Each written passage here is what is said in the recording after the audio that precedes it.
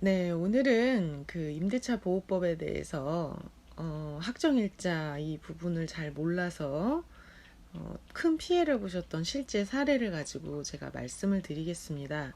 많은 분들이 임대차 보호법을 굉장히 강력하게 믿고 계세요. 너무 강력하게 믿다 보니까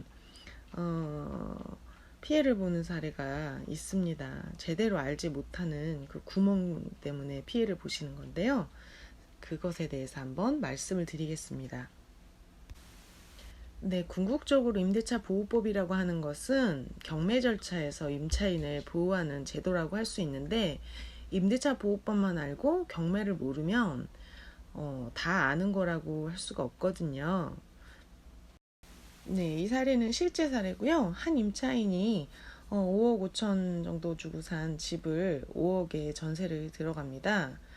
그런데 그런데 이제 집주인이 전입을 잠깐 빼달라고 하는 거예요.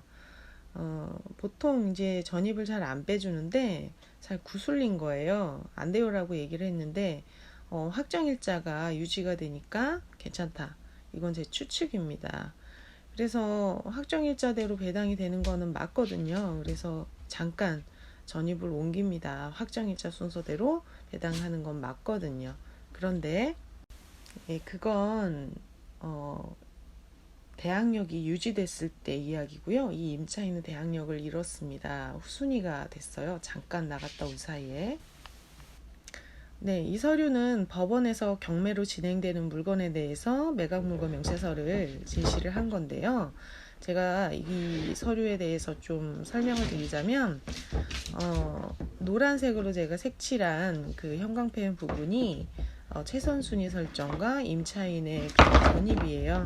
보면은 5월 8일 날 근저당이 있고 5월 10일 날 전입이 있습니다. 근데 옆에 초록색으로 보면은 이 사실은 이 임차인이 2월 24일에 전입을 했었던 거예요. 그래서 초록색으로 된 부분에 전입을 한번 나왔다는 그 초본이 있잖아요. 굳이 전입을 한번 뺐다 들어온 거거든요.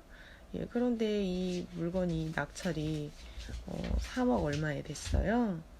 네, 그 선순위 근저당이 있고 후순위로 전세 5억이 들어갔는데 3억 정도에 낙찰이 된 거죠. 근데 후순위 임차인이라 낙찰자에게도 요구할 수 없습니다. 그러니까 이 사람은 한 2억 정도 보증금을 날리게 된 거예요. 납득이 좀 잘 안 가시죠? 네. 그런데 실제로 자기가 당해보면, 네, 또 그럴 만한 게 또 굴려요. 상황이 그렇게 굴러가고요. 집은 없고, 뭐 괜찮을 것 같고, 그렇게 해서 이렇게 저렇게 됩니다. 제가 지금 원룸 얻는 컨텐츠도 촬영을 해놨는데, 원룸도 말도 안 되는 물건을 중개를 하는 사람들이 있더라고요. 제가 그것도 조만간 이제 영상으로 제작을 할 건데요. 모르는 것에 대한 아무 일 없을 수도 있습니다. 그냥 뭐 괜찮을 수 있는데, 네, 그 운에 맡기기에는 그 금액이 너무 크잖아요. 우리에겐 너무 큰 돈입니다. 네, 이것도 실제 사례인데요. 제가 그 이름 부분만 살짝 지웠어요. 사건 번호도 보이기 때문에 다 검색을 하면 아실 수 있는 물건이에요. 이거는 지금 초록색으로 색칠된 그 두 가지 숫자를 비교를 하는 거라고 제가 말씀드렸습니다. 전입신고와 최선순위 설정. 네, 말소 기준권리라고 하는 것이 최선순위 설정인데요. 지금 보면 날짜가 같잖아요. 이런 경우에 대항력이 있나요, 없나요? 네, 대답이 빨리 안 나오시면 주택임대차 보호법을 잘 모르시는 겁니다. 근저당처럼 설정되는 물건은 그 당일 아침 9시부터 효력이 있고요.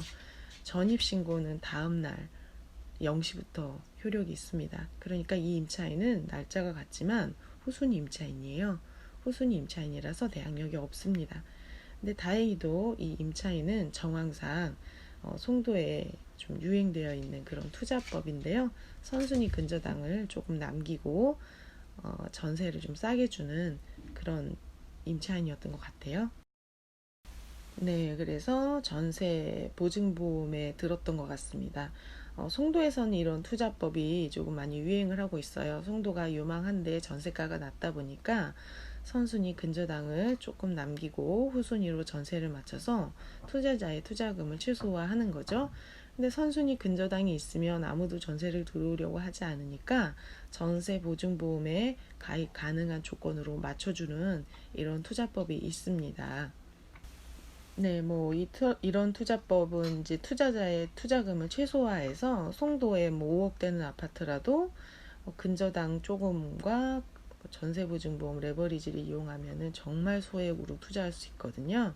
정말 소액으로 투자할 수 있는데 굉장히 공격적인 방법이고 이자를 계속 물어야 된다는 거죠. 현금의 흐름은 있는데 목돈이 없는 투자자들이 이제 그런 식으로 투자를 하는데요. 이런 투자법에 대해서도 궁금하시면 댓글에 남겨주시면 제가 컨텐츠를 한번 남겨보고요. 이런 투자법은 싫어하시죠, 임차인들이. 적폐죠, 적폐. 네, 그래서 제가 경매 강의도 하고 있지만 이 컨텐츠에는 이런 좀 내용들을 담고 싶었습니다. 전세라고 하는 것은 내가 집을 사용하는 것을 담보로 해서 집주인에게 돈을 빌려주는 거예요. 그러면 전당포에다가 물건을 맡겨놓고 돈을 빌린다. 우리가 전당포 주인인 거죠. 집주인이 이제 그 물건의 주인이고요. 우리가 담보로 하는 물건이 우리가 빌려준 돈의 가치보다 클 때 안전한 계약이 성립합니다. 이런 가치에 대해서 잘 모르시는 분들 많아요. 아파트는 쉽죠? 아파트는 거래 가격이 있고 거래가 투명하고 거래 사례가 많기 때문에 투명한데 빌라나 다가구 같은 경우에는 어려워요. 이 집의 가치에 대해서 원룸에 들어가는 다가구의 전세, 월세로 들어가는 세입자들이 알까요? 네, 모르죠. 등기부등본도 볼 줄 모르는 사람 많습니다. 그리고요, 등기부등본에 아무것도 없다 해도 나보다 선순위로 전입되어 있는 사람들이 다 채권이라고 볼 수 있거든요. 네, 이런 거에 대해서 모르죠. 네, 이런 것에 대해서 무지하기 때문에 희생양이 될 수 있는 거고요. 그래서 돈의 가치와 담보의 가치에 대해서 아는 공부가 꼭 필요합니다.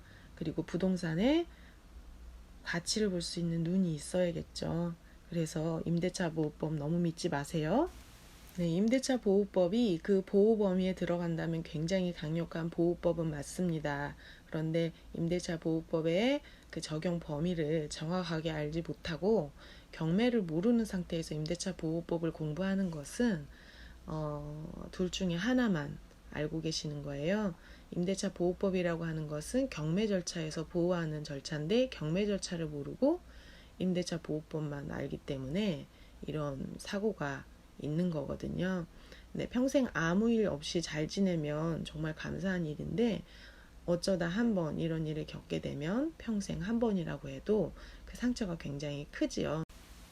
네, 주택임대차 보호법에서는 확정일자보다는 전입신고가 훨씬 중요하기 때문에 전입신고를 잘 하시고 또 집주인이 뭐 이런저런 이유로 빼달라고 한다면 네, 절대 그렇게 하시면 안 됩니다. 이렇게 며칠 사이에 대항력을 잃으실 수 있어요.